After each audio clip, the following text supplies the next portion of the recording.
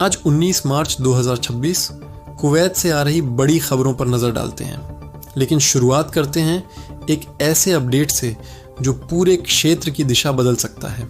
Kuwait सरकार ने आज आर्थिक सुधारों को लेकर बड़ा संकेत दिया है, जिससे आने वाले महीनों में निवेश का माहौल और तेज हो सकता है। तेल बाजार से जुड़ी अहम हलचल देखने को मिली है, जहां कुवैत की उत्पादन रणनीति को लेकर नई चर्चाएं तेज हो गई हैं, जिसका असर अंतर्राष्ट्रीय कीमतों पर भी पड़ सकता है। कुवैत के वित्त मंत्रालय ने बजट से जुड़े अहम आंकड़े साझा किए हैं, जिसमें राजस्व और खर्च के बीच संतुलन बनाने की कोशिश साफ दिखाई दे रही है। देश में बुनियादी ढांचे की परियोजनाओं को लेकर तेजी आई है, खासकर स्मार्ट सिटी और ट्रांसपोर्ट से जुड़े नए प्रोजेक्ट्स पर काम तेजी से आगे बढ़ रहा है। कुवैत के श्रम बाजार में नए नियम लागू होने की खबर है, जिससे प्रवासी कामगारों के लिए कुछ प्रक्रियाएं आसान हो सकती हैं। क्षेत्रीय सुरक्षा को लेकर कुवैत ने अपने सहयोगी देशों के साथ अहम बैठक की है, जिसमें स्थिरता बनाए रखने पर जोर दिया गया।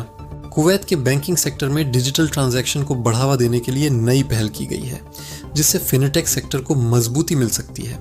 पर्यावरण के क्षेत्र में भी कुवैत ने बड़ा कदम उठाया है, जहां ग्रीन एनर्जी प्रोजेक्ट्स को लेकर नई योजनाएं सामने आई हैं। शिक्षा क्षेत्र में सुधार के तहत नए कार्यक्रम लॉन्च किए गए हैं, जिनका उद्देश्य युवाओं को आधुनिक स्किल्स से जोड़ना है। और आखिर में कुवैत के रियल एस्टेट मार्केट में हलचल तेज हुई है, जहां निवेशकों की रुचि एक बार फिर बढ़ती नजर आ रही है।